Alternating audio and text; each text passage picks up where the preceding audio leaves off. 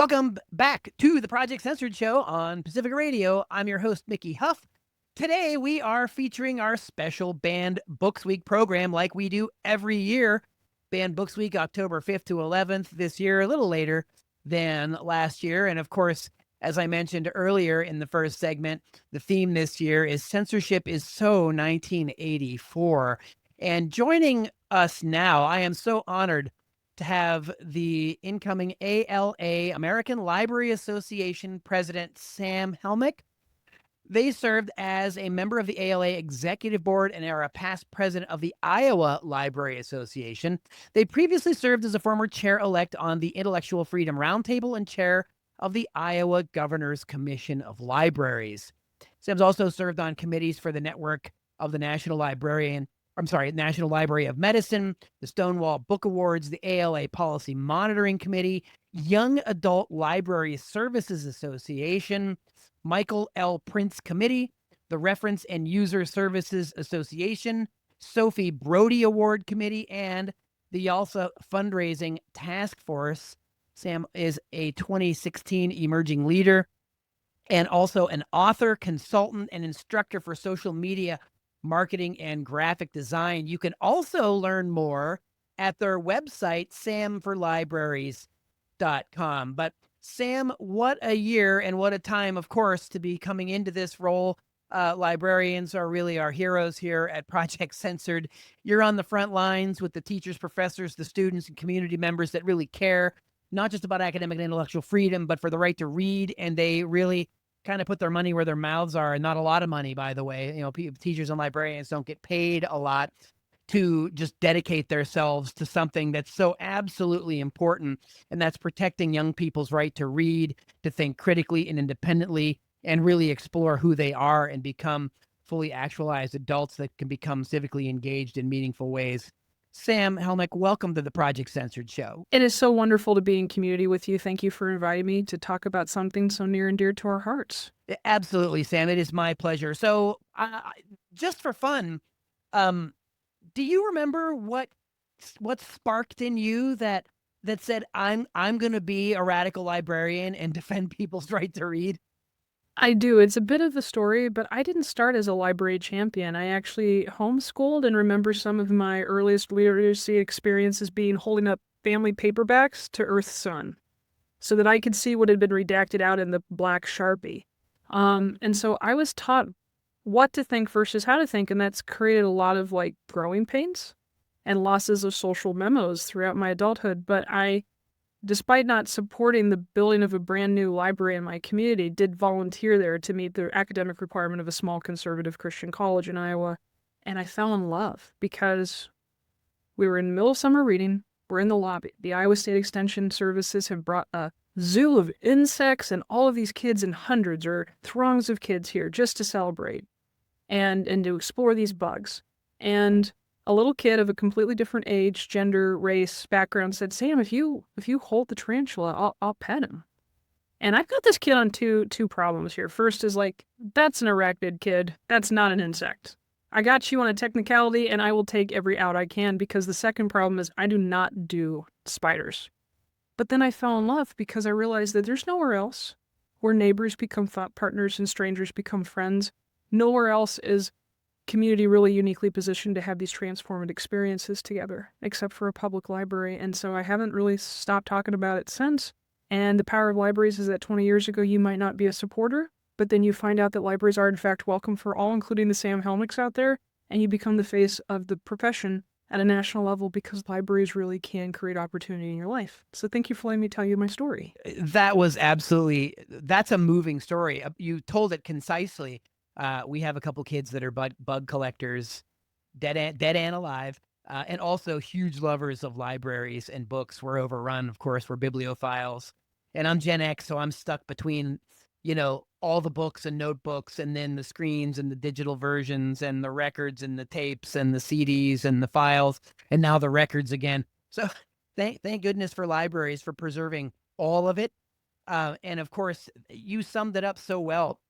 What got you into it and what makes libraries such special places. So can you talk now for Banned Books Week, censorship is so 1984. We've got to protect the right to read, obviously. So, you've seen just in the last 5 years this a massive uptick in book challenges and bans. It's become more and more of the product of political organization than a member of a community just not liking something that they don't want their kid to read, which is another issue. But this has really become a systemic part of the political culture and part of the cancel culture, really. And it's denying people the right to see themselves, denying people the right to think freely and explore.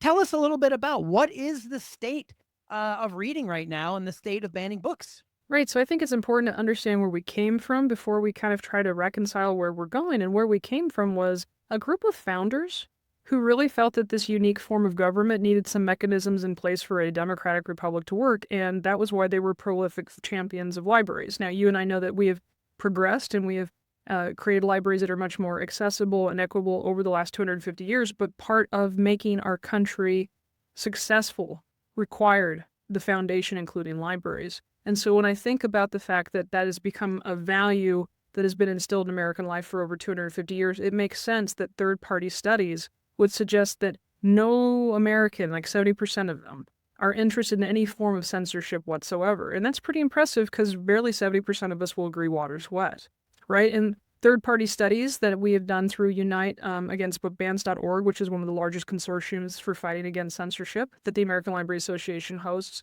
those third-party studies have demonstrated to us that the vast majority of the concerns that are being brought to libraries are being brought by special interest groups rather than the policies, processes, and procedures by local voices that have always been in play since the inception of our country. We always knew that libraries reflected the communities that they served and that we relied on our communities to be so unique, special, and robust. This is a maneuver around those procedures that have served us for over 250 years.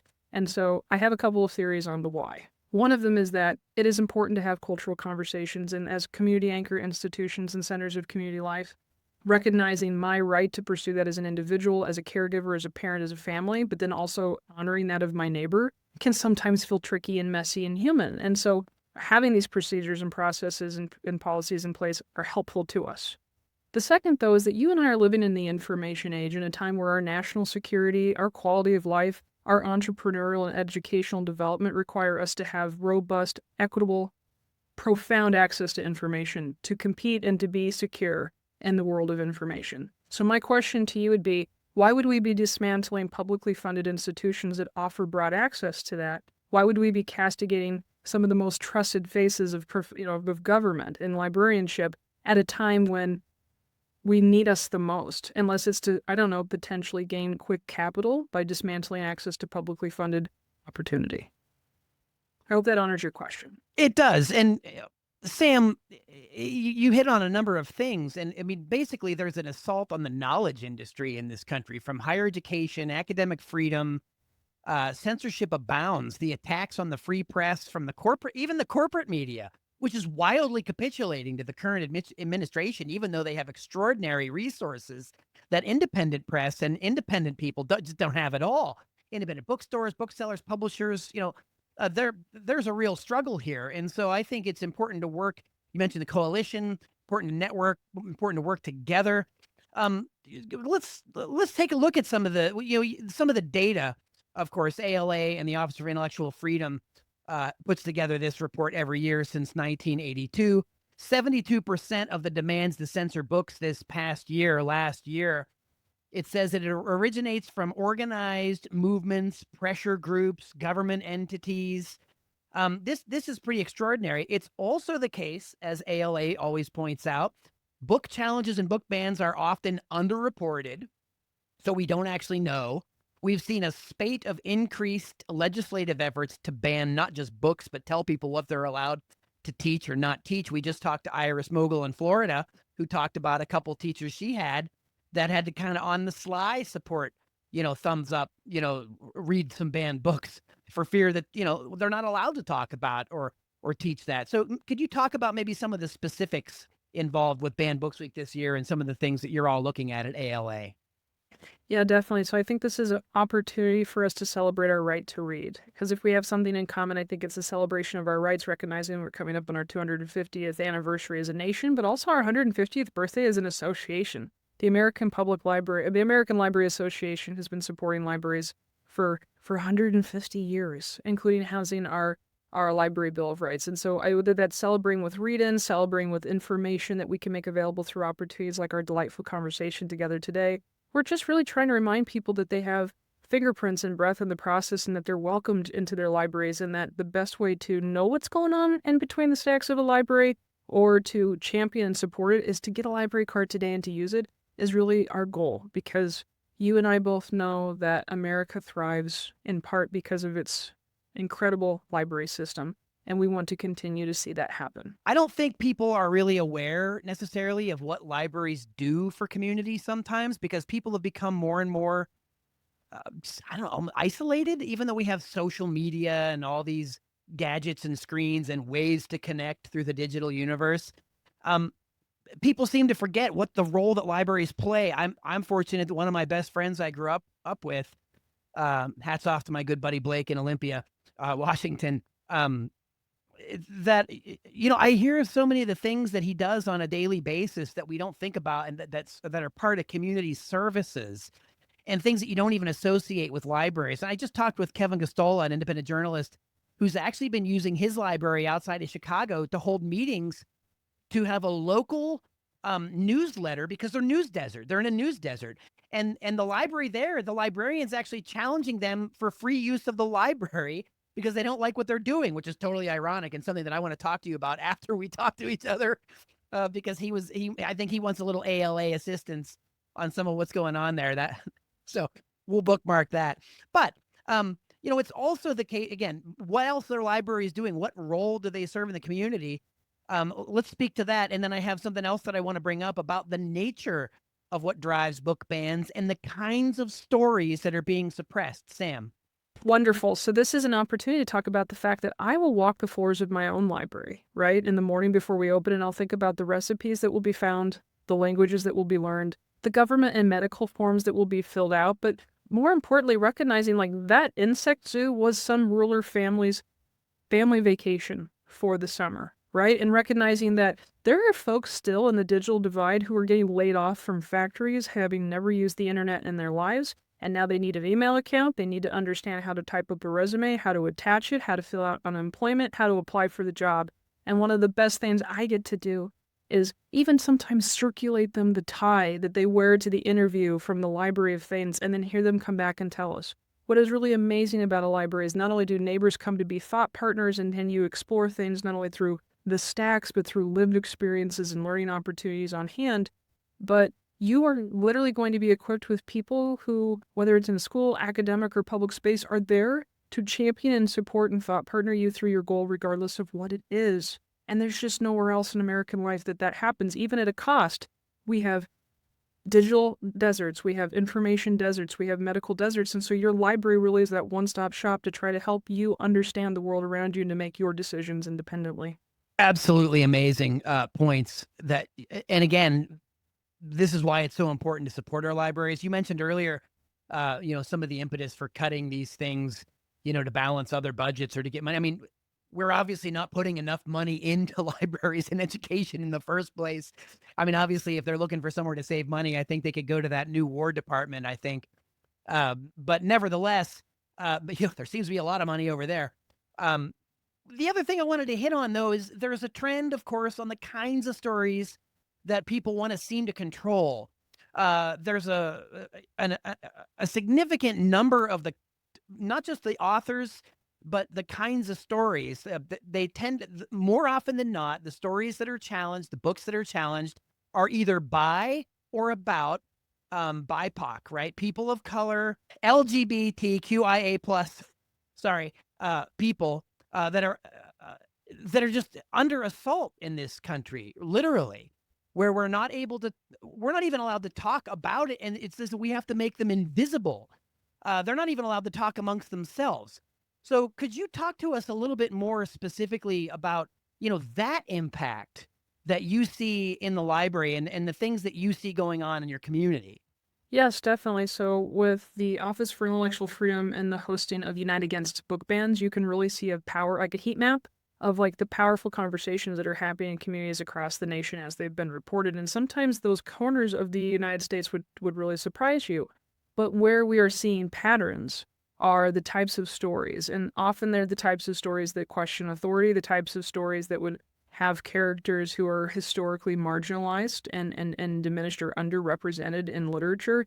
And I would say the baseline of that is it's the presence of stories that may not be in the majority of public thought, even though they deserve their space on the shelf with us.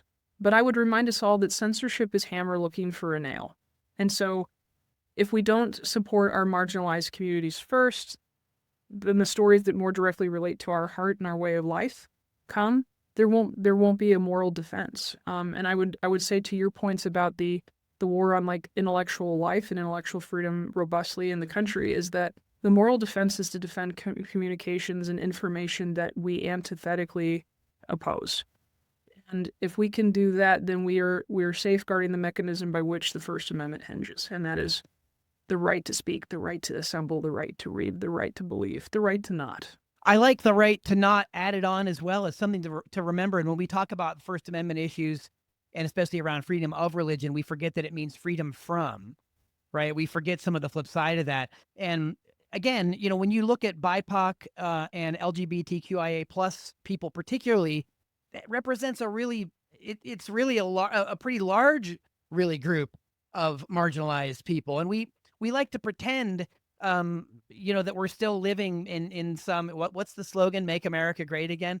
We like to pretend there's some mythical past where everyone was homogeneous and people got along and things were great until other people started telling their stories. I mean, it's really kind of a remarkable narrative that fuels these censorious actions, Sam. Well, and like just to complement your own really good point there, a lot of the books that we're seeing on the list are coming from like regenerated lists from 20 years ago. There are titles that are from 40, 50 years ago. So essentially what we're saying is that this bygone time that none of us can really like find a concrete definition on.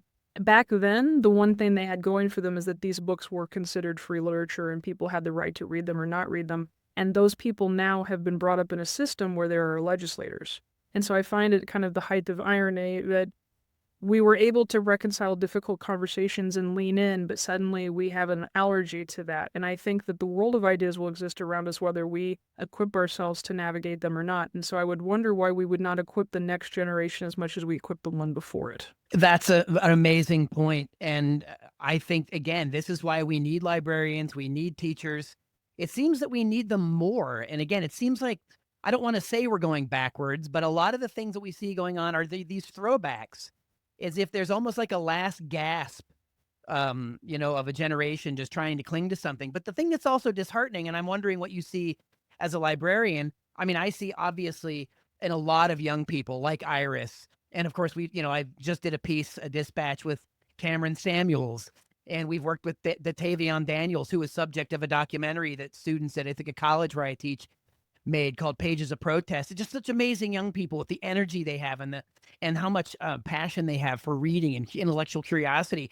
But we also see these trends of younger people skewing more conservative around certain issues. And I mean, so there's a schism there, and I guess that maybe isn't historically new. But I was just wondering if you could speak maybe to some of that. And also we talk about this too. One of the books we did was called Let's Agree to Disagree, on talking about how to empathetically listen and be an active listener and learn how to have difficult conversations and mitigate conflicts to build bridges, not walls. And what's the role of libraries in that anyway? That's a great question. I think that libraries provide the space where folks can come and reflect. They provide the resources, the opportunity, the welcoming for folks to come in and have these conversations themselves. When you think about a reconsideration process, when you think about collection development, when you think about programming, you think about the operational hours of a library, this is all informed by the community that we serve to provide the greatest impact.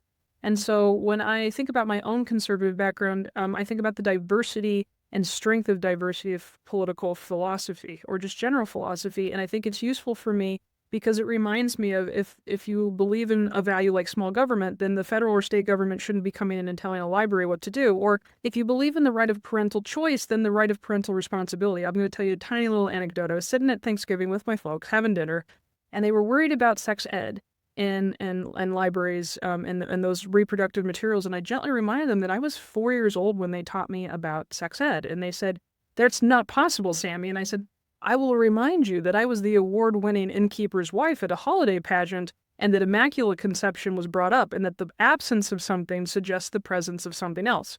Now, this wasn't a mic drop conversation. This was honoring the fact that in their way, as my caregivers, they introduced reproductive and sexual information to me at the time and place and the how and the when as they deemed fit. It would be completely hypocritical for me to take that right now from my neighbor or my community. And I think that was the moment that they recognized that we can come together and have good faith conversations, but with rights come responsibilities. And it is not the right of government entity, whether that's federal, state, or local, to come in and make those decisions for you. It is my responsibility to protect you so you can make them for yourself. I could not agree more. Such a powerful statement. Um, Sam, you also have a site, Sam for Libraries, samforlibraries.com. Can you talk to our listeners a little bit about some of the other work that you do that's related? Now you're going to be really busy here for Banned Books Week, and of course, president of the ALA for 2025-26. So no dull moments that you're in, but you want to share a little bit about some of the other things that you work on? Yes, absolutely. So beyond talking about intellectual freedom, which is important, it's important for us to remember the Library Bill of Rights is our core structure, and it talks to us about how we are responsible to talk to patrons about their privacy and rights, and recognizing that there's no free inquiry without the right to privacy and autonomy. And so teaching you about your privacy, particularly in an age where we're constantly handing away our privacy in a surveillance and digital state, becomes increasingly important. I remember in my own lifetime, librarians have actually been jailed for protecting patrons' privacy right after the Patriot Act. So that's important. And then to dovetail off of those two pieces, your consumer rights, whether that's copyright or the regulation of ebook prices, and recognizing that your tax dollars don't go as far because ebook prices for libraries are not regulated and we're paying multiple times over. And then we don't even get to keep the back catalog. We have to pay multiple times over if you want something that was published multiple years ago in some cases, is important. It's important for your consumer rights to be at this table because, Mickey, you and I don't even get to debate the merit of a book if we can't afford to put it on the stack for our communities. And so these are the types of conversations that I'm trying to bring national awareness to, because our libraries will always be reflections of the communities that support them with using them, funding them, and writing supportive legislation. I hope that honors your question. Yeah, absolutely, it does. And again, you can learn more about Sam's work of course, you can go to the ALA.org site to learn about that. You can also go to samforlibraries.com. In a couple of minutes we have left in this segment, I just wanted to open it up and have you freely mention anything that we didn't get to. There's so many points, so many things. You're going to be working with honorary chair and youth honorary chair. You've got a number of events going on for Banned Books Week. Anything else you'd like to share with us about the importance of this week? Banned Books Week should be every week, raising awareness around the country and around the world where there are places even worse than here. Absolutely. I think that I would remind folks that the American Library Association is the accrediting body for multiple graduate schools outside and inside the country, and that we do house the Library Bill of Rights, which is used by countries around the world. It is amazing and humbling to go to different countries and represent the American Library Association and hear people go, and it's not because of me, it's because of you all and what you represent. It's amazing to work at the Iowa City Public Library and have students come in every semester, both from inside and outside our country, and say, I can get this? You can help me with that? And so I just want to remind you all that by visiting your library, getting a library card today, you can power libraries. And if you're looking for another opportunity to get involved, I'm gonna spill the beans here. Both of my parents are getting tote bags this year, and they don't even know it for the holidays, because you can sign up now at ilovelibraries.org, and we have a public supporter program. It's a little bit like NPR, where if you donate to, you can get this tote bag, but also you can find information about action alerts and really understand where your voice is going to be needed next in the legislative cycle that is to come. Because, friends, I can tell you, it's like the birth of our nation. We didn't actually have to win against tyranny. We just had to continue to resist it until tyranny stepped down and withdrew. And I think that that's a lesson that all of us can continue to really consider in the next couple of years, where essentially if we show up for our library communities win, but we have to keep showing up for libraries. Sam Helmick, thanks so much for taking time out of your obviously very busy schedule as Banned Books Week is upon us. And again, people can learn more at your website. Is there anything else you want to share as far as contact, or people can follow what you're doing, or do you want to share any of the other sites maybe that we haven't mentioned so far in this segment? Really to give people, again, the bannedbooksweek.org site is great for giving people things to do, United Against Book Bans, but anything else to give people tangible things that they can actually do? Yes, definitely. I would love for you all to visit ala.org/advocacy today, because whether you have 5 minutes, 5 hours, or 5 days, we're going to have steps for you. We have a playbook that will support your freedom to read, but we'll also have a playbook that supports your congressionally mandated dollars getting to the libraries that they were appropriated for. So we have a lot of conversations that were taking place at the federal and the state and the local levels, and your voice needs to be there. I can tell you libraries are great all day. I'll spread that jam. It's my jam, and I'll spread it on toast every day of the week. But your auntie, your neighbor, your dentist, we need you all in on this, because our libraries are only going to become more vibrant when you are there. Thanks so much, Sam Helmick. I can say that I'm a tireless advocate for libraries and librarians, and do my best to support them and spread the word and spread the love. So thank you so much for all of the important work you do and all of your colleagues. And a big shout out to all the students on the front lines fighting for the right to read, like Iris Mogul and like the others that we spoke about too. And again, Sam, thanks so much. Wishing you all the best this Banned Books Week, and we will definitely follow up. We'll be sharing these resources at projectcensored.org, and hope that you too will get involved in Banned Books Week well beyond October 5th to 11th, but especially this week. Sam Helmick, thanks so much for joining us on the Project Censored Show. Thank you, Mickey. It's been fantastic. Take care. Happy reading.